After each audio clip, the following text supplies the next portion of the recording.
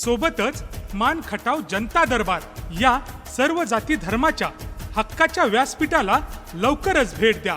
युवकांना रोजगार, युवकांना उद्योगधंद्यात मार्गदर्शन, महिला सशक्तीकरण, शेतकरी व कष्टकरी यांच्या शेतमालाला योग्य भाव आणि अडचणीत मदत व मार्गदर्शन, शासकीय योजनांचे मार्गदर्शन, शासकीय आरोग्य सेवा मार्गदर्शन, आरोग्य शिबिरे इत्यादी मान खटाव जनता दरबाराची उद्दिष्टे आहेत। मान खटाव विकासाच्या नव्या पर्वाला सुरुवात होते, तरी सर्वांनी याचा लाभ घ्यावा।